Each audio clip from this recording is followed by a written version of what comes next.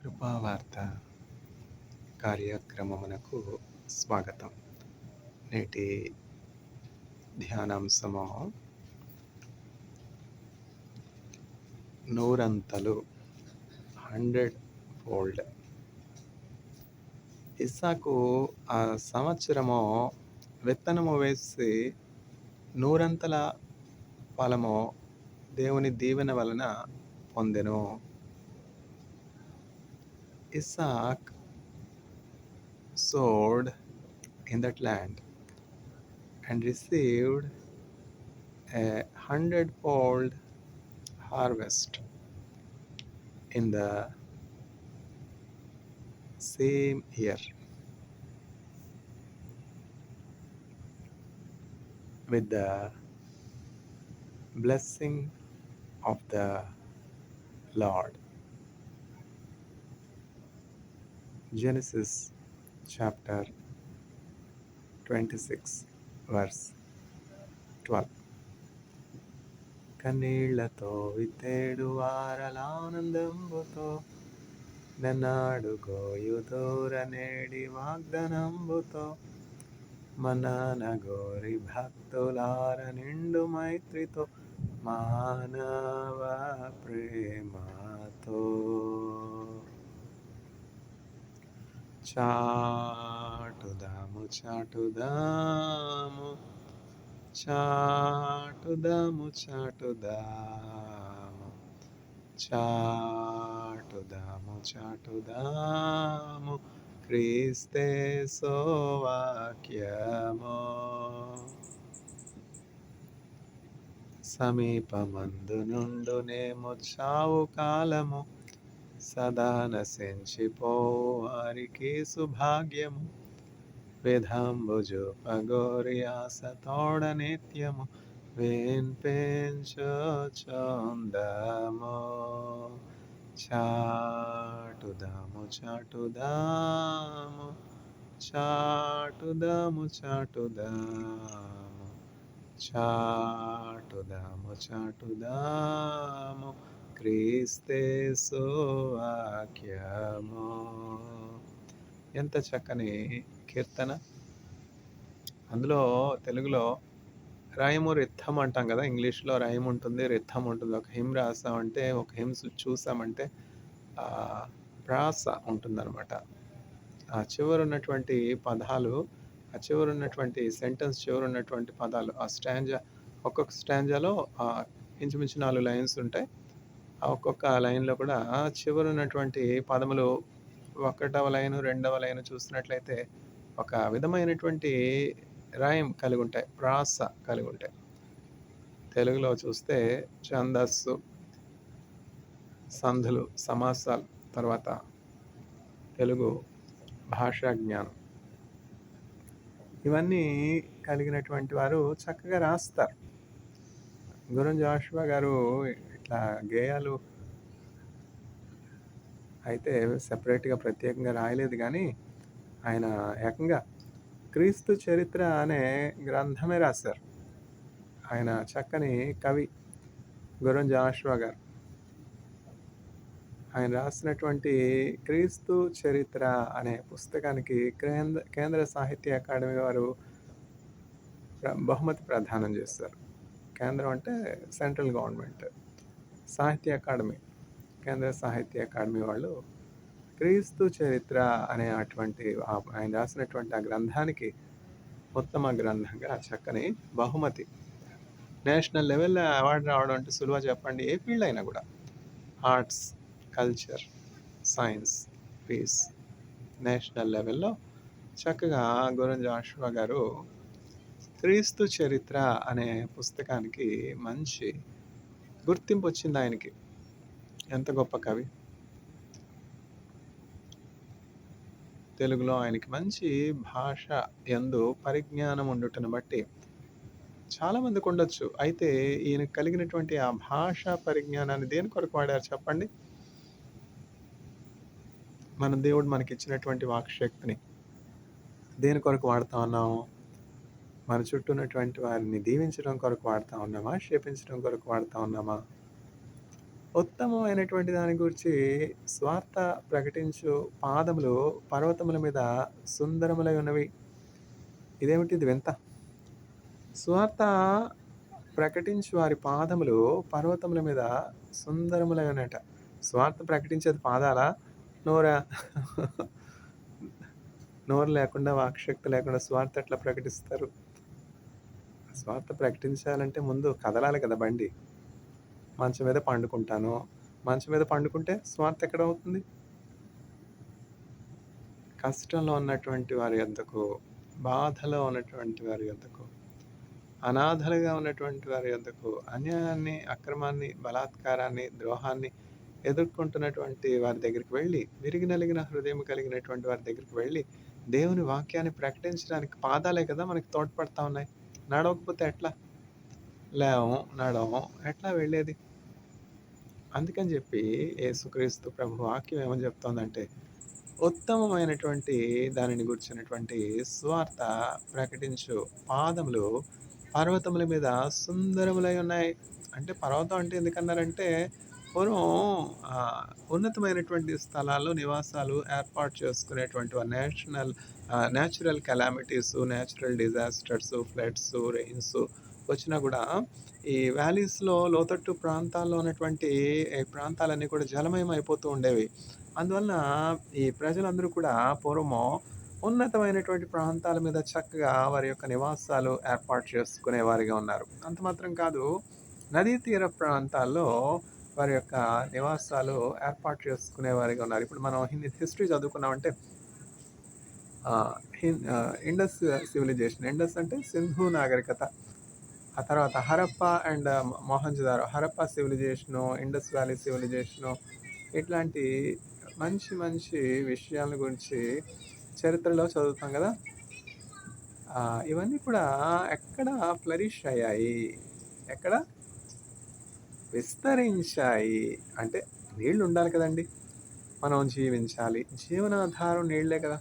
నీళ్ళు లేకుండా మనం జీవించగలమా? చూడండి, మెడికల్ ప్రాక్టీషనర్సు, డాక్టర్సు, సైంటిస్ట్‌లు ఏం చెప్తారంటే, మన దేహంలో 70% వాటర్ కంటెంట్ ఉంటుంది.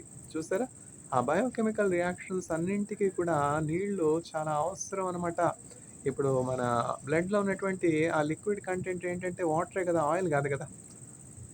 మన రక్తంలో ఉన్నటువంటి ఆ లిక్విడ్ కంటెంట్ నీరే గదా! చక్కగా ప్లాస్మా, హిమోగ్లోబిన్, దేవుడు ఎంత జ్ఞానం కలిగి ఒక్కొక్క భాగాన్ని ప్రభు చేస్తారు చూడండి. ఆయన జ్ఞానం చేత చక్కగా నిర్మించారు. బైబిల్ గ్రంథం ఏమని చెప్తా ఉంది? Blood is the life. రక్తము జీవము అని దేవుని వాక్యము స్పష్టంగా చెప్తుంది. ఇప్పుడు కాదు. ఇప్పుడంటే మనం బ్లడ్‌లో ఉన్నటువంటి వేరియస్ కాంపోనెంట్స్ అన్నింటిని పరిశీలించాము, పరిశోధించాము. ఏ టెస్ట్ అయినా గూడా, ఏ అనారోగ్యం వచ్చినా చూడండి, ఒక విధమైనటువంటి జ్వరం వచ్చినా, ఒక విధమైనటువంటి దీర్ఘకాలికమైనటువంటి బలహీనతలొచ్చినా, మొదటిగా డాక్టర్స్ ఏమని చెప్తారు? ఫిజిషియన్స్ ఏమని చెప్తారు? మీరు వెళ్ళి వెంటనే బ్లడ్ టెస్ట్ చేయించండి. చాలామంది పేషెంట్స్‌ని అడిగితే చెప్తారనమాట. ఆర్డీఆర్ క్యాన్సర్ హాస్పిటల్‌కి వచ్చినటువంటి దూరం నుంచి వచ్చినటువంటి బిడ్డలు, ఎక్కడో అస్సాం నుంచి, ఎక్కడో ఒరిస్సా నుంచి వచ్చినటువంటి బిడ్డలు బాధలో, దుఃఖంలో, కష్టంలో ఎక్కడ ఊరు కాని ఊర్లో ఎట్లా ఉంటుంది పరిస్థితి? చెన్నైలో ఉండడం ఏమన్నా సులువా? ఒక రోజుకి రూమ్ రెంట్ 300 అయ్యే. ఇక రూమ్ రెంటే 300 ఇచ్చేస్తే తినేదెక్కడ? ఆ 300 ఇచ్చినా కూడా సరైనటువంటి వెలుతురు, సరైనటువంటి గాలి లేనటువంటి ఆహ్, కుక్కిరిసిపోయినటువంటి చిన్న గృహాలు, సందులు, గొందులు, అన్‌హైజినిక్ ఎన్విరాన్మెంటు. నేను చూస్తూ ఉన్నాను గదా! నేను ఆ అన్‌హైజినిక్ స్లమ్ ఏరియాస్ ప్రక్కనే ఉంటాను. ఆ పేదవాళ్ళు క్యాన్సర్ హాస్పిటల్‌లో ట్రీట్మెంట్ పొందుకుంటున్నటువంటి బిడ్డలు, ఆ పూర్ ఆహ్, అన్‌హైజినిక్ కండిషన్స్‌లో శ్రీరామ్ నగర్‌లో ఎంత కష్టపడుతున్నారో వారి పక్క నుండి నేను చూసాను గదా! అక్కడే భోజనం వేస్ట్, ఫుడ్ వేస్ట్ పడేస్తారు. అక్కడే ప్లాస్టిక్ బాటిల్స్ పడేస్తారు. అక్కడే పాలిథీన్ బ్యాగ్స్ పడేస్తారు. రూమ్‌లో నుంచి వచ్చి ప్రక్కన ఎక్కడ ఖాళీ స్థలం ఉంటే అక్కడ పడేస్తారు. ఎక్కడ నేను ఇజ్రాయెల్‌లో చూసాను, కొరియాలో చూసాను, చైనా చూసాను. ఎక్కడ కూడా ఇట్లాంటి అన్‌హైజినిక్ ప్రాక్టీసెస్ లేవు. ఎవరు చెప్పేది, ఎవరు వినేది. ఎవరైనా చదువుకున్నటువంటి వాళ్ళు, అనుభవం ఉన్నటువంటి వాళ్ళు దేవుని కృపను బట్టి చదువుకొని ఇజ్రాయెలు, కొరియా ఇవన్నీ చూసాను. హెల్త్ రిలేటెడ్ విషయాలు జ్ఞానం కలిగినటువంటి వానిగా ఉన్నాను. ఏమైనా ఇది తప్పు, ఇది ఒప్పు, ఇట్లా చేయకూడదు, ఇట్లా హైజీనిక్‌గా ఉండాలి అంటే తిరగబడేది. బలాత్కారం చేసేది. ఇది సబబా చెప్పండి? ఇది న్యాయమా చెప్పండి? నీకు పేసిన నా పేసకూడదా? నేనేం చెప్తున్నాను, నువ్వేం చెప్తున్నావు? క్లీన్లీనెస్ ప్రాక్టీస్ చేయమని చెప్తా ఉన్నాను. హైజీనిక్‌గా ఉండమని చెప్తున్నాను. మానవులకి, పశువులకి వ్యత్యాసం ఉన్నదని చెప్తా ఉన్నాను. అది తప్పు. చెప్పకూడదు. దిద్దుబాటు నీకు అసహ్యము నీవు పశుప్రాయుడు. అందుకని దేవుని వాక్యం ఏమని చెప్తుందంటే, భక్తిహీనులు మీ ఎదుటనున్నప్పుడు మీ నోటికి చిక్కము పెట్టుకొనుడి. ఎవరికి చెప్పాలి? మనం కూడా చాలా జాగ్రత్తగా ఉండాలి. బుద్ధిహీనుల దగ్గర కడుపు చించుకుంటే కాళ్ళ మీద పడతది. ఎవరికి బోధ? పశుప్రాయాలు బోధ చేస్తే వింటారా? పశువులు బోధ చేస్తే వింటారా? వినేవాళ్ళకే కదా చెప్పేది. చైనా దేశంలో నేనుండినప్పుడు చైనా భాష నేర్చుకునే సమయంలో, ఆ చైనా భాష నేర్పించే టీచర్ గారి పేరు సిండి అనమాట. మనకంటే ఆల్ఫాబెట్స్ చాలా తక్కువ. హిందీలో గానీ, తెలుగులో గానీ, తెలుగులో 56, ఇంగ్లీష్‌లో అట్లనే తక్కువ. వాళ్ళకి మించినటువంటి ఆల్ఫాబెట్స్ నేనెప్పుడు చూడలేదు గదా! అయితే చైనా దేశంలో క్యారెక్టర్స్ మనం చూసినట్లయితే 300కి పైగా ఉంటాయి క్యారెక్టర్స్. ఆ క్యారెక్టర్స్ మాత్రమే గాదు, ఆ రాయటం గూడా చాలా సమయం పడుతుందిలే నేర్చుకోవడానికి. లెవెల్ 1 నేర్చుకున్నాను. ఉచితంగా నాకు నేర్పించారనమాట చైనా టీచర్ గారు. అంటే ఫారిన్ స్టూడెంట్స్ అందరికీ కూడా వీక్లీ 2 టైమ్స్ క్లాసెస్ ఉండేవి. నేను చెప్పేదేంటంటే, ఈ వీడియోస్ అన్నీ కూడా పిల్లల కోసం చెప్తా ఉన్నాను. నేనింత సమయం వెచ్చించి, సమయం ప్రత్యేకపరిచి వీడియోస్ ఎందుకు చేయాలి? దేవుడు మనకిచ్చినటువంటి జ్ఞానము మనతోనే అంతరించిపోకూడదు. ఇప్పుడు పూర్వం పిల్లలు ఈ సమయానికంటే 7, 8 ఆ సమయానికి ఏం జేస్తారంటే, వాళ్ళ గ్రాండ్ పేరెంట్స్ చక్కగా వండుకొని పెట్టేస్తారు. 7 గంటలకి భోజనం అయిపోతుంది. చీకటి పడే సమయానికి పిల్లలకి భోజనం బెట్టి పడుకోబెడతారు. ఇప్పుడా? భోజనం అయిపోతుంది. ఇంకా ఫోన్‌లు, ఈ టీవీలో ఎన్ని ఛానల్సు ఒక పిల్లాడికైతే ఆహ్, మూవీస్ ఇష్టం. ఒక పిల్లకైతే కార్టూన్స్ ఇష్టం. ఆ ఛానెల్ పెట్టమని ఒక పిల్లోడంటాడు. ఈ ఛానెల్ పెట్టమని ఒక పిల్లంటది. లేదు లేదు ఈ టీవీ నాకు నచ్చలేదు. నేను కింద ఫ్లోర్‌కెళ్ళి నేను కింద టీవీలో చూస్తానని ఒక పిల్లాడంటారు. చూసారా? ఒక్కొక్క రూమ్‌లో ఒక్కొక్క టీవీ ఆయే. అట్లా ఉంది కదా పరిస్థితి. వాస్తవమా కాదా? పూర్వం ఇంత దూరాలు లేవు. పూర్వం ఇన్ని చాయిసెస్ లేవు. ఇకపోతే ఇంక రాత్రంతా టీవీ చూసేది. ఉదయం వాళ్ళని లేపడానికి తల్లిదండ్రులు ఎంతో కష్టపడాలి. లేపి, స్నానం చేయించి, బట్టలేసి, ఇంత కష్టం పడుతున్నటువంటి ఆ కుటుంబ యజమానుడు కోపంలో ఒక మాటంటే, ఆ భార్యకి ఎంతో రోషం, ఎంతో ఉక్రోషం. బుద్ధిహీనురాలైనటువంటి భార్య, పంది ముక్కున కొన్నటువంటి బంగారు కమ్మె. అట్లాంటి బుద్ధిహీనురాలతో నువ్వెందుకు తగుపడాలి? కడుపు చించుకుంటే కాళ్ళ మీద పడతది. నీ భారం భరించేదా? నీకు సహకరించేదా ఆమె? కాదు గదా! నిన్ను బజార్న పెట్టేది గదా! నిన్ను నిలువున అమ్మివేసేది గదా! నిన్ను నిలువున దోపిడీ చేసుకునేది గదా! అట్లాంటి స్త్రీతో నువ్వు తగువబడాలా? దూరంగా ఉండు. డైవర్స్ ఆమేనా నీకిచ్చేది? నువ్వు డైవర్స్ ఇవ్వలేవా? లా ఏం జెప్తోంది? 6 సంవత్సరాలు దూరంగా ఉన్నారు. ఒకరినొకళ్ళు జూసుకోలేదు. ఇంకేంటి? అంతకంటే డైవర్స్ ఏంటి? శత్రువుతో ఎట్లా ఉండగలవు నువ్వు? నీ శత్రువు భార్య వేషం వేసుకొనొచ్చింది. ముసుగేసుకొనొచ్చింది. శత్రువుతో నువ్వెట్లా ఉండగలవు? నీ తల్లి చెప్పలేదా? నీ తండ్రి చెప్పలేదా? ఇది కుదరదు, ఇది పొసగదని? వస్తారు. వేషం వేసుకొనొస్తారు. నువ్వే గావాలి, నువ్వే కావాలి, నువ్వే కావాలి, నువ్వే. వేషం, వేషం, వేషం. నమ్మొద్దు, నమ్మొద్దు. చీకటి, మోసం, దగ.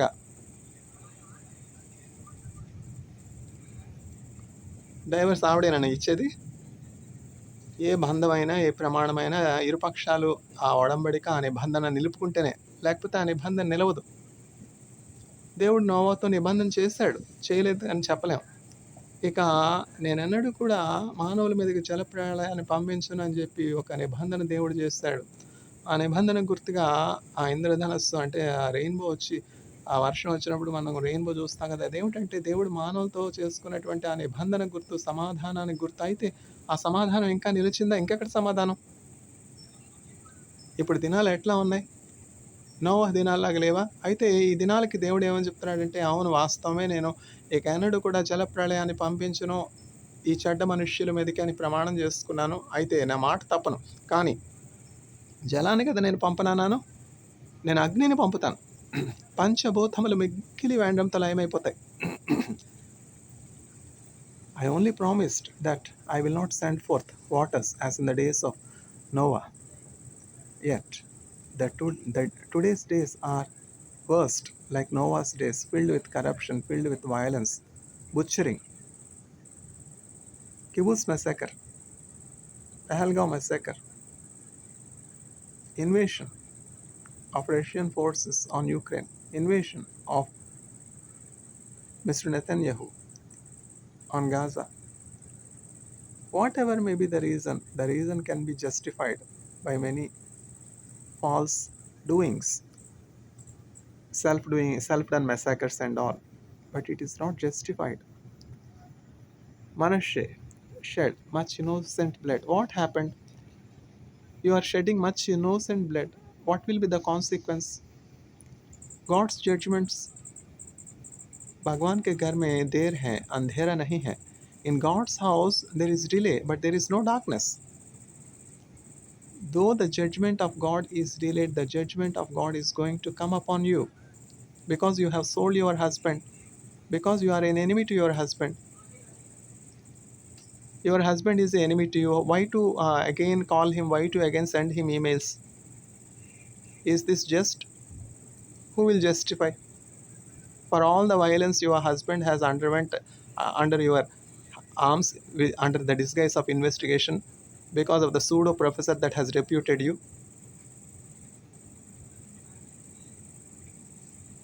Who did wrong and whom are you punishing? Kangaroo courts, Vanity Fair. There is a Vanity Fair in the book Pilgrim's Progress. In the kangaroo court, the Christian, the faithful, and the hopeful were investigated. Investigation. Whom are you investigating? What is the basis of your investigation? May I know?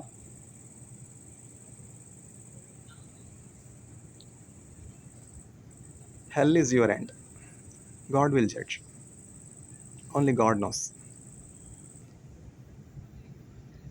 Hopeful was burned to ashes.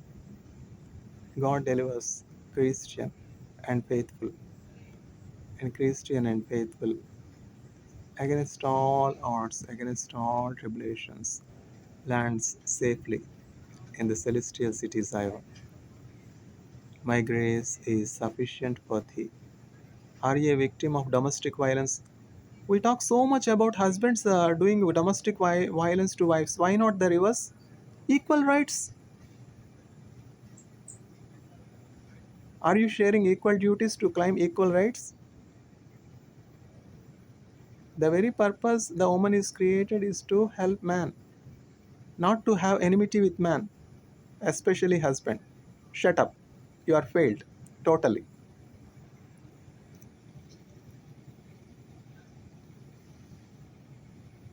What are the accusations? May I know? Satan is the accuser. Satan is the accuser of brothers and sisters day and night. Yet, Jesus is our advocate, striking off all the accusations of Satan and saying that, yes, all your accusations on my child, on my son are correct. You have so many accusations on my son. Well, my defense is so.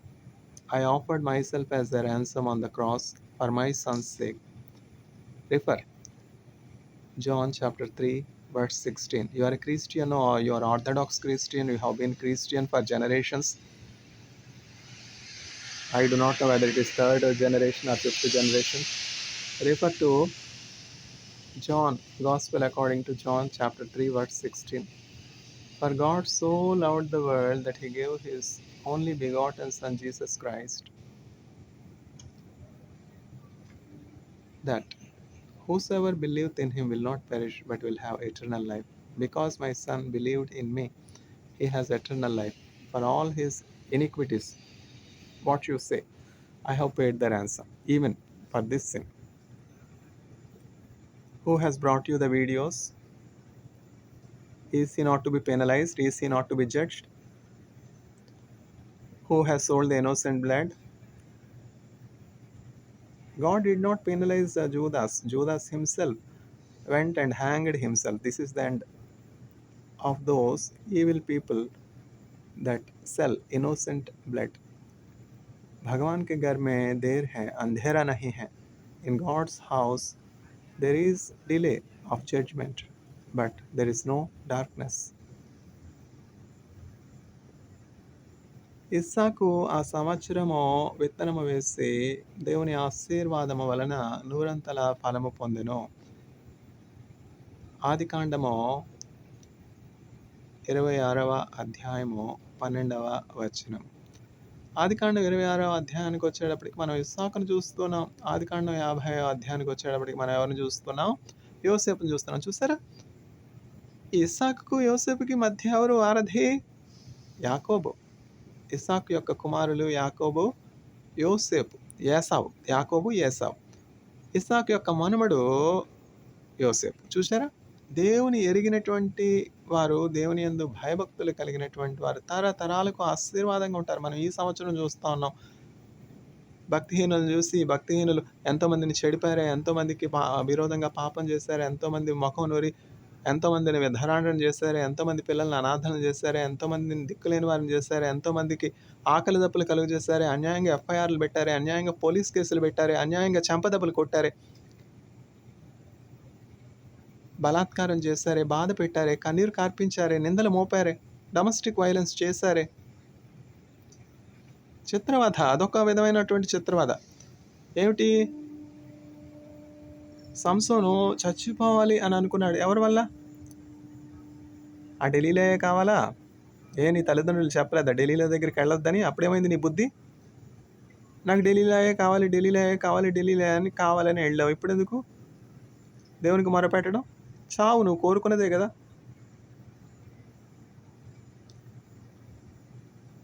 ఆమె దగ్గర వాస్తవమైన ప్రేమ ఉన్నదా? లేదు కదా. నేను ఫిలిష్తీయులకు అమ్మివేయడానికే కదా నీ దగ్గర అన్ని మార్లు నీ పక్కలో పడుకుని ఆ రహస్యాన్ని అడిగింది. నీ బలం ఎక్కడ ఉన్నది? Where is your strength? ఎందుకు నీకు ఆహారాలు? Enmity. This is the enmity. Delilah has no love for Samson.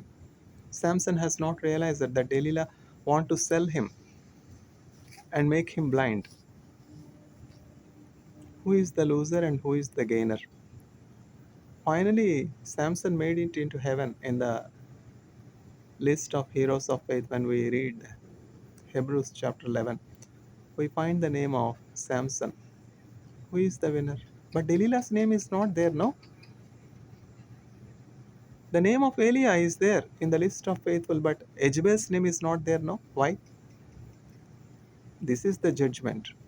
भगवान के घर में देर है, अंधेरा नहीं है. In the list of heroes of faith, there is no name of Delilah, there is no name of Jezebel, there is no name of Ahab, there is no name of Shaul. These people are cursed for eternity. These people were never reconciled to God. They have never repented. Judas' name is not there. Judas is the enemy to Jesus Christ. What is the need of repenting after selling? You can only break a heart. You cannot build the heart. You can only destroy your house. మూఢురాలు తన గృహమును పెరికి వేసుకొనును, జ్ఞానవంతురాలు తన ఇల్లు కట్టుకొనును. A wise woman builds her family, whereas a foolish woman destroys her family with her own hands. How many foolish women we see cutting the very branch on which they sit, selling their own husbands almost for nothing. Who is the winner and who is the loser? Your husband is your head. Your glory, your well-being lies in the well-being of your husband. Having enmity with your husband is having enmity with yourself. Who is the loser? Who is the winner? చేతులు కాలేక ఆకులు పట్టుకుని ప్రయోజనం ఉంది. Once the relationship is broken, it is broken for eternity. That's all. In eternity, in heaven, there is no wife, there is no husband, there is no மாப்பிள்ளை and there is no father-in-law. மாப்பிள்ளை என்ன சொல்றாரம்மா? அப்படியா, சரி. அவருடைய அம்மா பார்த்து videos collect பண்ணி வைங்க பார்க்கலாம். அவரோட அண்ணா பார்த்து வீடியோஸ் கலெக்ட் பண்ணுவீங்க. Shameless creatures. Is this the way to build a family or destroy a family? With all your experience, is this the way you would guide your daughter? Are you not responsible for destroying her life then? ఎక్కడున్నారు ఇట్లా బోధించేవారు? ఎక్కడున్నారు ఇట్లా దిద్దేవారు? దిద్దుబాటు నీకు అసహ్యం కదా? There is no personalized corrections. There is no personalized gospel preaching. Paul used to have personalized corrections. You have many preachers, not many fathers. Tell me, if you have many fathers, I will come and correct you with a stick. మీకు చాలామంది బోధకులు ఉన్నారు కానీ చాలామంది తండ్రులు లేరు. కర్ర పట్టుకుని నేను మీ యొద్దకు రావాలని అనుకుంటున్నారా? జాగ్రత్తగా ఉంటారా అని పౌలు గద్దించేవాడు. సంఘాన్ని దిద్దేవాడు. ఎక్కడున్నారు దిద్దే సంఘాలు? సంఘాన్ని దిద్దే సేవకులు ఎక్కడున్నారు? కుటుంబాలను దిద్దే సేవకులు ఎక్కడున్నారు? Whatever my wife says is gospel truth. Whatever my children do is correct.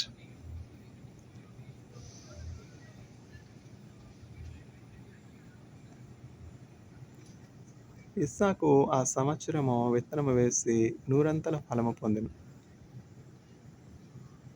దేవుని ఆశీర్వాదము వలన. Isaac sowed and reaped 100% harvest in the same year with the blessing of God. Genesis chapter 26 verse 12. నీ ధనమో నీ ఘనమో ప్రభుయేసుదే, నీ దశమా భాగము నీయావెనుదీతువా. ధరలోన ధనధాన్యములనీయగా, కరుణించి రక్షించి కాపాడగా, పరలోకనాదుండు నీకీయగా, మరి యేసు కొరకీయవెనుదీతువా. నీ ధనమో నీ ఘనమో ప్రభుయేసుదే, నీ దశమా భాగము నీయావెనుదీతువా. పాడి పంటలు ప్రభో నీకీయగా, కూడు గుడ్డలు నీకు దయచేయగా, వేడంగ ప్రభుయేసు నామంబును, గడువేల ప్రభుకీయనో క్రైస్తవా. నీ ధనమో నీ ఘనమో ప్రభుయేసుదే, నీ దశమా భాగము నీయావెనుదీతువా.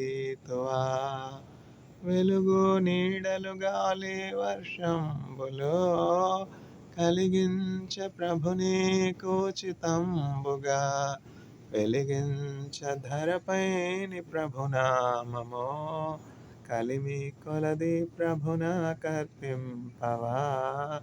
నీ ధనమో నీ ఘనమో ప్రభుయేసుదే, నీ దశమా భాగము నీయావెనుదీతువా.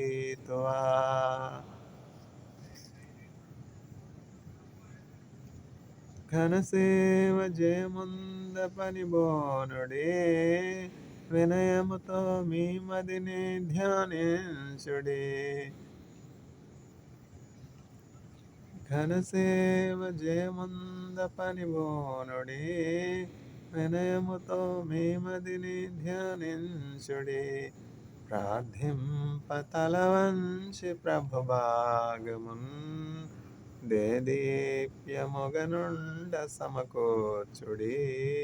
నీ ధనమో నీ ఘనమో ప్రభుయేసుదే, నీ దశమా భాగము నీయావెనుదీతువా. 100 100-fold. 100 ఏండ్లు అంటాం కదా, 100 years long live for 100 years అని బ్లెస్ చేస్తాం. May God bless you with 100 years of long life అని బ్లెస్ చేస్తాం. ఇప్పుడు 100 సంవత్సరాలు బ్రతకడమే గొప్ప కదా. పూర్వం అట్లా కాదు. పూర్వం వృక్షంలాగా దీర్ఘాయుష్యం ఉండేదనమాట. వందలాది సంవత్సరాలు మానవులు, మన పితరులు వందలాది సంవత్సరాలు జీవించేవారు. ఇప్పుడెక్కడ 200 సంవత్సరాలు జీవించిన వాళ్ళని చూపించండి నాకు. 100 సంవత్సరాలు జీవించడమే ఇప్పుడు కష్టం అయిపోతుంది. 100 సంవత్సరాలు జీవించిన వాళ్ళని అడిగితే చెప్తారు వాళ్ళ కష్టాలు. మాకెందుకొచ్చింది ఈ ఆయుష్? మేము చచ్చిపోతేనే బావుంటది. కానీ ఇంకొన్ని దినాలకి ఎట్లా ఉంటదంటే విపరీతం చాలామంది మరణాన్ని వెతుకుతారు కానీ మరణము దొరకదు. మరణము వారి యొద్ద నుండి పారిపోవును. In the days to come what will happen is many human beings will seek to die. But death will flee away from them. In the days of tribulation, many people want to commit suicide. Oh, how good it will be if we die, rather than seeing this pain, rather than seeing this disaster. Such are the days of tribulation, such are the painful days that are awaiting human race. People will search death, but death will flee away from them. These are not my own words. For example, imagine ozone. When ozone layer is badly deteriorated, now itself ozone layer is non-functional. Imagine much more worse damage to ozone layer. What will happen? Ozone layer depletion is due to chlorofluorocarbons. Everywhere we have air conditioners. Whether or not required or not, we have air conditioners. What is the need of so many air conditioners? What is the use of fluorocarbons, especially when we know that these halogenated compounds are doing much damage? We should abandon. We should abandon rather sleep without air conditioner. Why murder when cars can do? When a fan is sufficient, why you need air conditioner? Why murder when cars can do? When public transportation is sufficient, should you have a car with AC? So many cars, so many two wheelers, so many three wheelers. Horrible. Enormous amount of pollutions, NOx gases, SOx gases, CO2. As a chemist, I can see that India is heading to greater climatic catastrophe.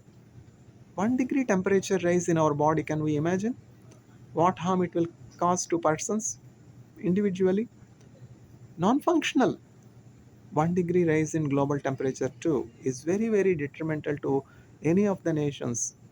Sea levels will rise and there will be frequent floods. We saw Kashmir floods. Now we have seen Uttarakhand floods.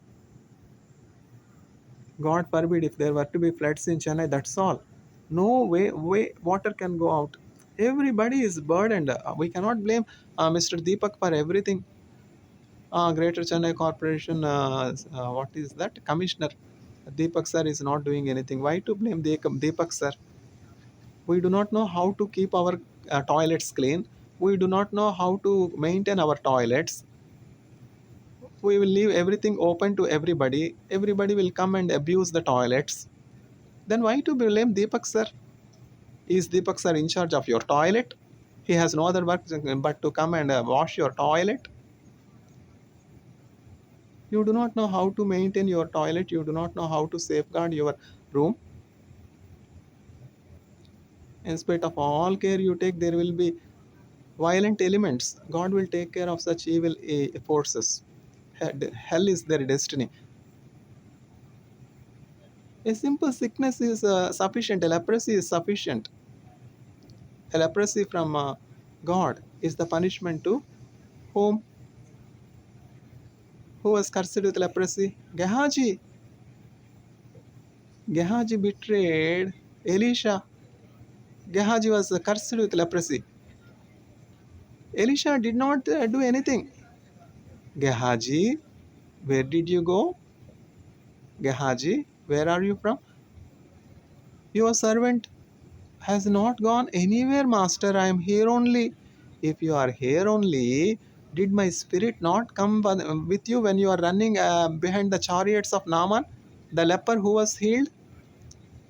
The leprosy that has left the Syrian army chief Naaman will be on you for generations. Immediately, the body of Gehazi turned white with leprosy, snow white with leprosy. And Gehazi went away from the presence of the servant of God. Whom are you betraying? Do not be deceived. God will not be mocked. Are you raising your hand on the servant of God? The end of Gehazi is your end. Be careful. This is the judgment. Gehazi betrayed Elisha. Are you raising your hand on the servant of God? Are you speaking anything against the servant of God? Your end is Korah. Your death will be very, very unnatural. The death of Korah was very, very unnatural. Fire from heaven has come and burnt the rebellion forces against Moshe. Korah has formed a rebellious group of evil people, shouting at Moshe, trying to harm Moshe. What is the end? God has proved that Moshe is his anointed servant by causing earthquake. Earthquake has caused. Do you want earthquake? Do you want leprosy? Mend your ways. Whom are you provoking to do harm to the servant of God? Your end will be Gehazi. This is the judgment. Heaven and earth will pass away, but not my word. Whom are you trying to harm? On whom you are raising your hand? Whom are you slapping? Whitewashed wall. Graveyard. You yourself are a grave. You yourself are a burial. Your prosperity and your riches will be turned to a graveyard.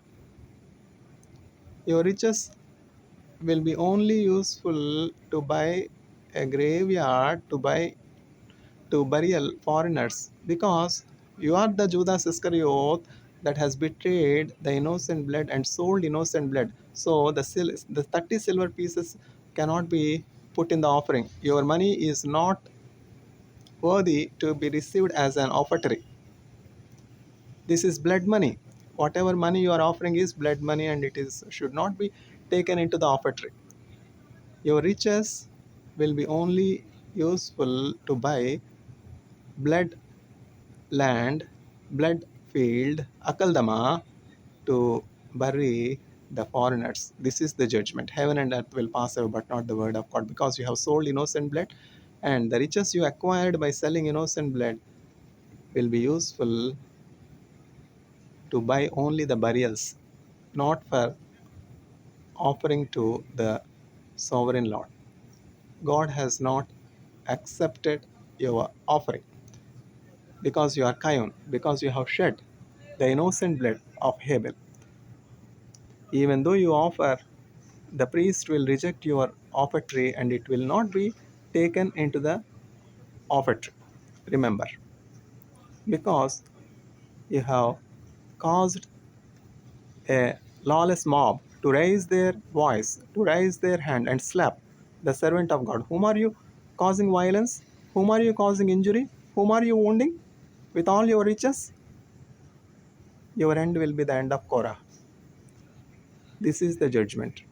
Your money will not be accepted for offertory. Your offering will not be taken by the priest. It will be only used for buying a burial ground. Take it for granted. The God will prove who is the servant of God and who is the enemy of God.